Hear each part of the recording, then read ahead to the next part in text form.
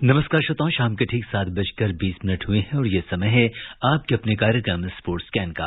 आज की sports scan के इस एडिशन के साथ मैं हूं आपका होस्ट और दोस्त सिद्धार्थ सिंह, और तमाम खेल खबरों पर विस्तार से चर्चा करने के लिए हमारे साथ स्टूडियो में मौजूद हैं वरिष्ठ खेल पत्रकार धर्मेंद्र मोहन पंत। धर्मेंद्र, स्पोर्ट्स स्कैन कार्यक्रम में आपका स्वागत है। सिद्धार्थ, आपको और श्रोताओं को प्यार भरा नमस्कार। सबसे पहले नजर अब तक की स्पोर्ट्स हेडलाइंस पर। 3 एकदिवसीय क्रिकेट मैचों की श्रृंखला के दूसरे मैच में भारत ने वेस्टइंडीज को जीत के लिए 238 रन का लक्ष्य दिया। क्वींसटाउन में खेले गए एकमात्र T20 महिला क्रिकेट मैच में न्यूजीलैंड ने भारत को 18 रन से हराया।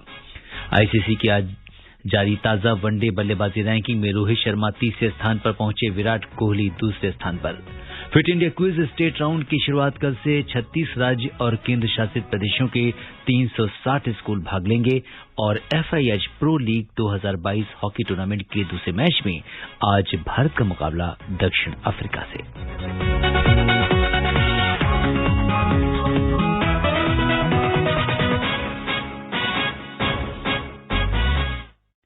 और सबसे पहले बात करते हैं क्रिकेट की। अहमदाबाद के नरेंद्र मोदी स्टेडियम में 3 एकदिवसीय क्रिकेट मैचों की श्रृंखला के दूसरे मैच में भारत ने वेस्टइंडीज को जीत के लिए 238 रन का लक्ष्य दिया है। जवाब में वेस्टइंडीज ने ताजा समाचार मिलने तक 20वें ओवर में 4 विकेट पर 66 रन बना लिए थे, और इससे पहले भारत ने पहले बल्लेबाजी करते हुए 50 ओवर में 9 विकेट पर 237 रन बनाए, और वेस्टइंडीज ने टॉस जीतकर पहले गेंदबाजी करने का फैसला किया।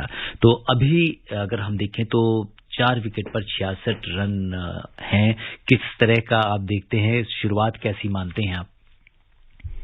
देखिए, अगर भारतीय स्कोर कहा जा पर गौर करते हैं तो ये कह सकते हैं कि भारतीय बल्लेबाजों ने साझेदारी नहीं निभाई। भारतीय बल्लेबाजों ने से जो उम्मीद की जा रही थी कि कम से कम वो 300 रन के आसपास पहुंचे, वैसा वो उस लक्ष्य तक नहीं पहुंच पाए। लेकिन गेंदबाजों के लिए बड़ा स्कोर नहीं था। जिस तरह से प्रसिद्ध कृष्णा अच्छी गेंदबाजी कर रहे हैं, 3 विकेट अभी तक ले चुके हैं, और एक तरह से कह सकते हैं कि वेस्टइंडीज का जो शीर्ष क्रम है वो तितर बितर हो चुका है।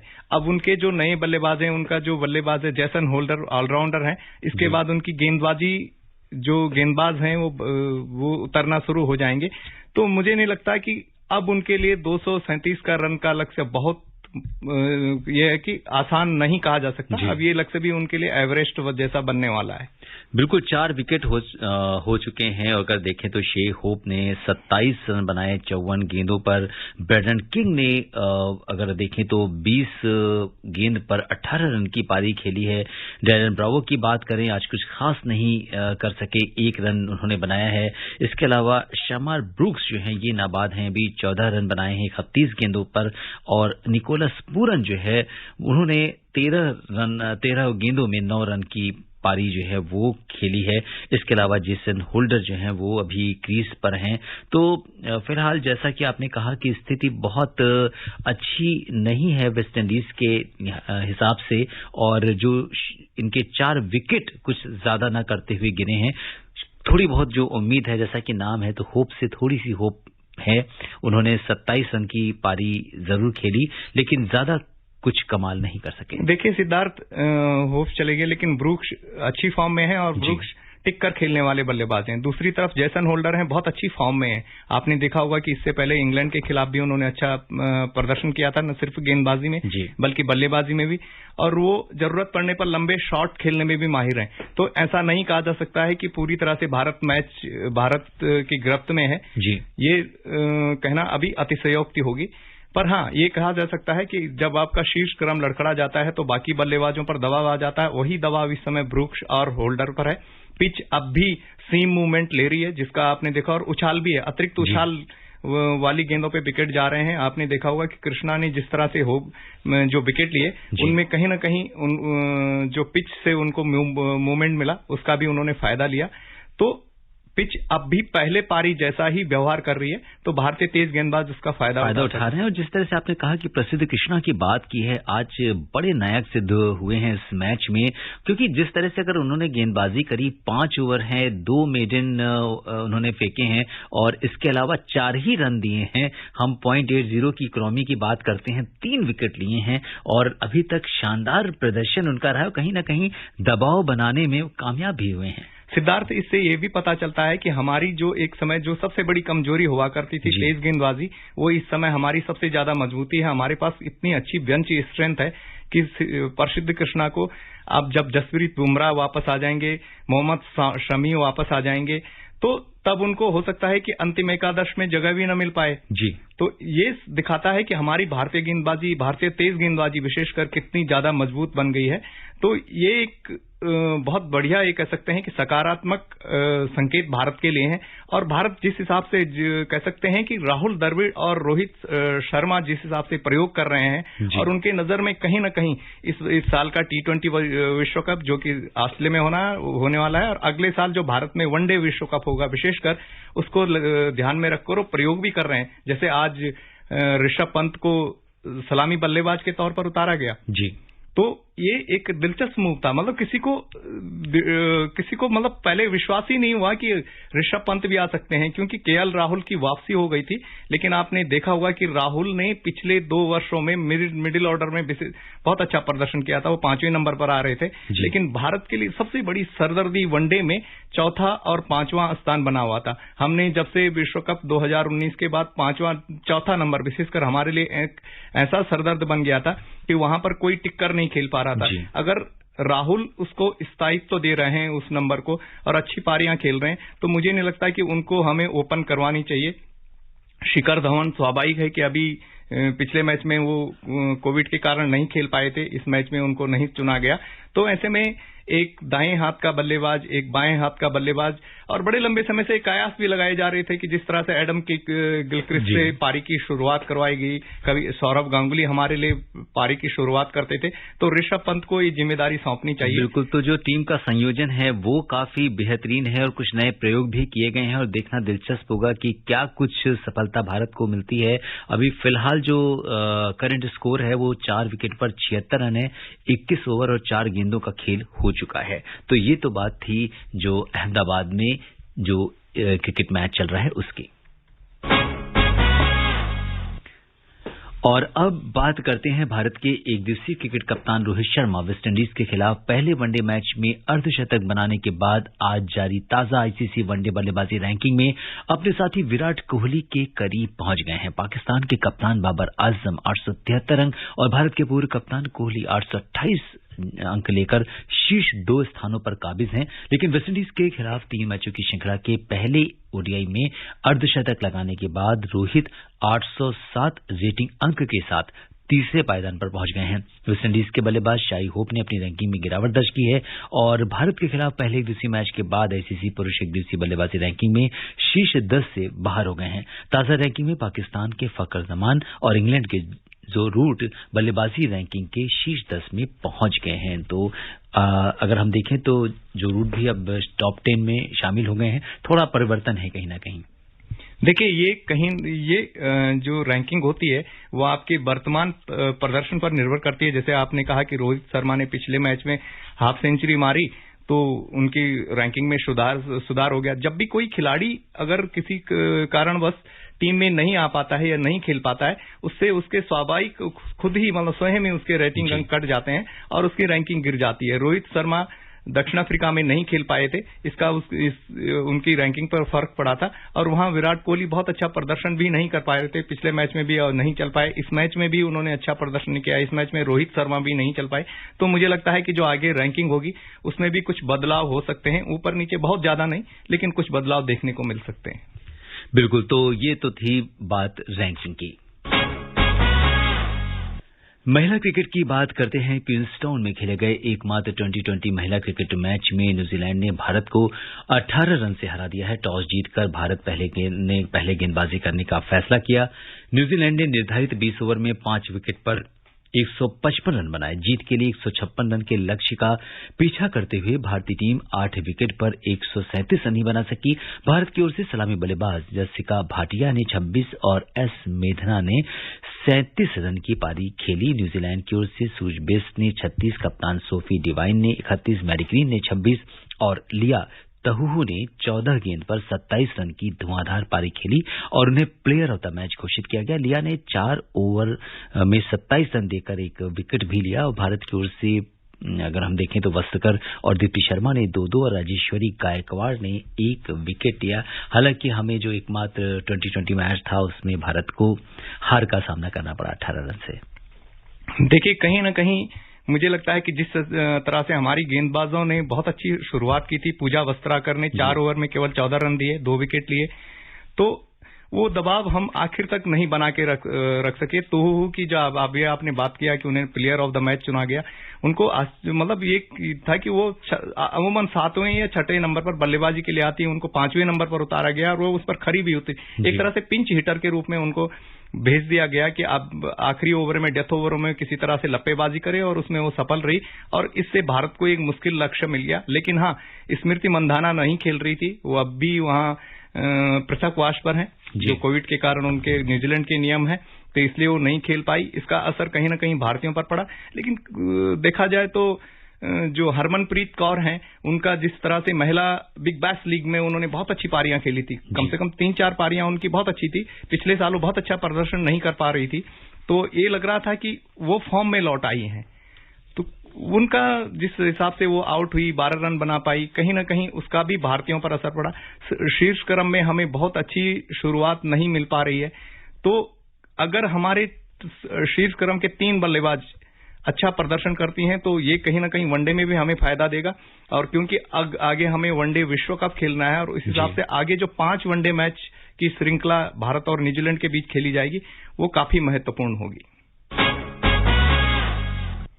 ऑस्ट्रेलिया और न्यूजीलैंड के बीच अगले महीने नेपियर में होने वाली 2020 श्रृंखला को ट्रांस तस्मान पड़ोसियों के बीच चल रहे यात्रा प्रतिबंधों के कारण रद्द कर दिया गया है।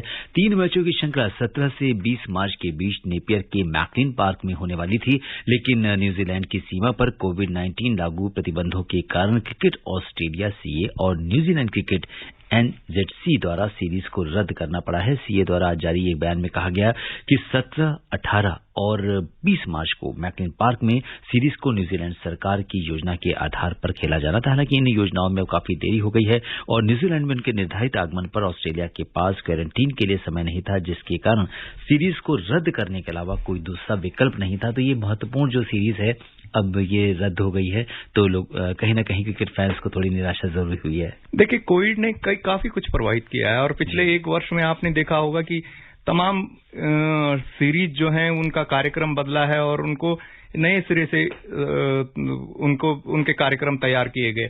और न्यूजीलैंड में शुरू से ही न्यूजीलैंड सरकार बहुत एक कह सकते हैं कि इस मामले में बहुत कड़क रवैया अपना रही है कि अगर पृथकवास पर आपको क्वारंटीन पर रहना है तो इतने दिन आपको रहना ही पड़ेगा। आप किसी भी टीम से किसी भी खिलाड़ी कोई भी किसी भी पद पर क्यों नहीं हो, आपको वहां के नियमों का अनुपालन करना ही पड़ेगा। और मुझे लगता है कि ठीक है, अगर सरकारी स्तर पर ऐसा रवैया अपना है, ठीक है, क्रिकेट प्रभावित हो रहा है, लेकिन बाकी खेल भी प्रभावित हो रहे हैं।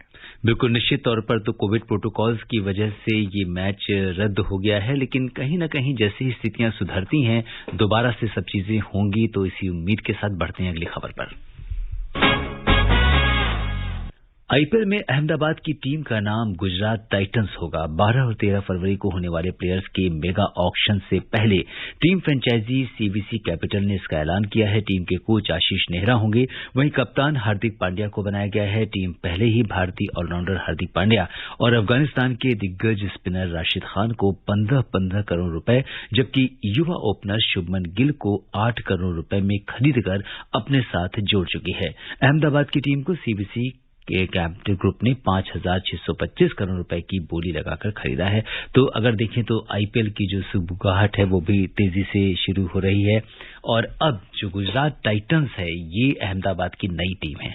देखिए, आईपीएल में रोमांच बढ़ने वाला है, 10 टीमें होंगी और सबसे बड़ा रोमांच अब 12 तारीख से शुरू होने वाला है, जब खिलाड़ियों की नीलामी होगी और नए सिरे से होगी। सिर्फ कुछ खिलाड़ी ही, जैसे आपने कहा कि 3 खिलाड़ी इन्होंने चुन लिए हैं, अमूमन अधिकतर टीमों ने, जो पुरानी टीमें भी हैं, उन्होंने भी 3-3 खिलाड़ियों को रिटेन किया है। तो जो बड़े खिलाड़ी हैं जो उन पर भी बोली लगने वाली है, तो ये देखने वाला मतलब दिलचस्प होगा। बिल्कुल, निश्चित तौर पर दिलचस्प होगा, क्योंकि जैसा कि कुछ नए खिलाड़ी देखने को मिलेंगे, कुछ नया फॉर्मेट देखने को मिलेगा, नई टीम्स देखने को मिलेंगी। आप देख रहे हैं जैसा कि गुजरात टाइटंस नया नाम है टीम का और कुछ बेहतरीन अंदाज होगा, क्योंकि आईपीएल अपने कलर्स के लिए जाना जाता है। काफी लोगों के अंदर उत्साह रहता है आईपीएल को लेकर। आईपीएल ने लोगों में क्रिकेट के प्रति एक नई दीवानगी पैदा की है जी। और उस दीवानगी का फायदा तमाम कंपनियां भी उठा रही हैं और भारतीय क्रिकेट बोर्ड ही नहीं, तमाम क्रिकेट बोर्ड भी उठा रहे हैं। एक समय भारत, जब आपने शुरू में देखा होगा कि 2004-05 में जब T20 क्रिकेट आया था तो बीसीसीआई ने उसका विरोध किया था, लेकिन सबसे ज्यादा फायदा विश्व ही उसका उठा रहा है। ऐसे ही बाकी क्रिकेट बोर्ड ने भारतीय के आईपीएल को देखकर अपने स्थानीय लीग शुरू किए, तो कहीं ना कहीं T20 क्रिकेट के पूरे संपूर्ण क्रिकेट पर हावी हो रहा है। केंद्रीय युवा मामले तथा खेल मंत्री अनुराग ठाकुर ने कल से शुरू हो रहे fit India quiz state round के प्रतिभागियों को अपनी शुभकामनाएं दी हैं। इस प्रतियोगिता में 36 राज्य और केंद्र शासित प्रदेशों के 360 स्कूल भाग लेंगे। श्री ठाकुर ने विद्यार्थियों से विश्वास के साथ खेलने और अपने राज्य को गौरवान्वित करने का आग्रह किया है। फिट इंडिया क्विज में देश के कोने कोने से भाग लेने वाले सभी विद्यार्थियों का मैं अभिनंदन करता हूं और आशा करता हूं कि आप सभी जी जान लगाएंगे, जीतने के लिए खेलेंगे, फिट इंडिया क्विज में भाग लेंगे और अपने विद्यालय, परिजनों एवं राज्य का नाम रोशन करेंगे। आपको ढेरों शुभकामनाएं। जय हिंद, जय भारत।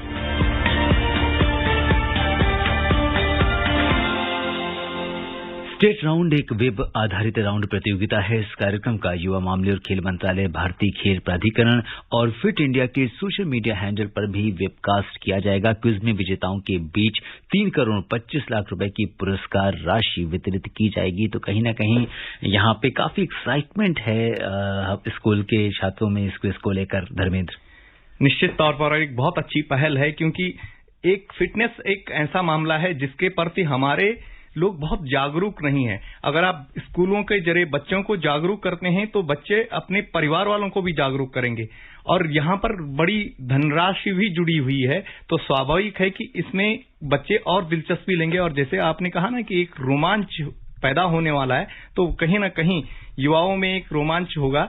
और मैं तो कहूंगा कि ये जब से खेल मंत्रालय में अनुराग ठाकुर जी आए हैं, उन्होंने एक नई पहल शुरू की है और इसके लिए उनका स्वाभाविक है कि आभार प्रकट करना चाहिए। और बिल्कुल सही बात है कि जो आदमी जिस फील्ड से होता है, क्योंकि उनके पास एक बड़ा रिच एक्सपीरियंस है पूरे इवेंट्स का, पूरे स्पोर्ट्स का, तो शायद इसी वजह से इस समय जो स्थितियां तेजी से बदल रही हैं और बहुत सारे इवेंट्स हो रहे हैं, और ये जो खास तौर से अगर हम देखें तो कहीं ना कहीं विद्यार्थियों में इसको लेकर बहुत रोमांच है। निश्चित तौर पर जहां तक ठाकुर जी की बात है तो वो खिलाड़ी भी रहे हैं, वो खेल प्रशासक रहे हैं और राजनेता तो हैं ही, तो कहीं ना कहीं उनका जो एक व्यापक अनुभव है उसका फायदा बच्चों को मिलेगा, विद्यार्थियों को मिलेगा। जी बिल्कुल। FIH pro league 2022 hockey tournament के दूसरे मैच में आज भारत का मुकाबला दक्षिण अफ्रीका से होगा। ये मैच भारतीय समय के अनुसार रात में 9:30 बजे से खेला जाएगा। और इससे पहले अगर देखें तो भारत ने शानदार तरीके से अपना अभियान शुरू किया। भारत ने कल दक्षिण अफ्रीका में पहले मैच में फ्रांस को 5-0 से हराकर शानदार शुरुआत की है। क्या कहेंगे धर्मेंद्र? देखिए, प्रो लीग में पहले से ये लग रहा था कि हम अभी जो हमारा मुकाबला है फ्रांस और दक्षिण अफ्रीका दोनों हमसे रैंकिंग में काफी नीचे हैं। हाँ, ये कह सकते हैं कि ओलंपिक में कांस्य पदक जीतने के बाद जिस तरह से हम एशियन चैंपियनशिप में जापान से सेमीफाइनल में हार गए थे, लेकिन हमने पाकिस्तान को कांस्य पदक के मुकाबले में हराया था। तो कुल मिलाकर भारत अभी एक तरह से नए सिरे से आगे बढ़ रहा है। कोच खुद कह चुके हैं कि हम नए सिरे से आगे बढ़ रहे हैं, क्योंकि ये साल बहुत महत्वपूर्ण है। एशियाई खेल है जिसके जरिए आप ओलंपिक के लिए क्वालिफाई करेंगे, कॉमनवेल्थ गेम्स है, तो वो महत्वपूर्ण साल है। इस हिसाब से प्रो लीग में खेलना और इसके जो अनुभव होंगे उसका टीम को कहीं ना कहीं फायदा मिलने वाला है, आगे जरूर मिलेगा। और श्रोताओं, अब समय अनुमति नहीं दे रहा है कि हम कुछ और खेल खबरों पर चर्चा करें। धर्मेंद्र, आप हमारे स्टूडियो में हैं, आपने तमाम खेल खबरों पर विस्तार से हमसे चर्चा की, हमारे श्रोताओं को जानकारी दी। आपका बहुत बहुत धन्यवाद और आभार। हार्दिक आभार। श्रोताओं, स्पोर्ट्स ज्ञान में आज के लिए बस इतना ही। अगर आप इस कार्यक्रम को दोबारा सुनना चाहते हैं तो लॉग ऑन कर सकते हैं हमारी वेबसाइट newsonair.gov.in पर। कल शाम 7:20 पर दोबारा मुलाकात के वादे के साथ इजाजत दीजिए अपने होस्ट और दोस्त सिद्धार्थ सिंह को। तब तक के लिए नमस्कार, शुभ रात्रि।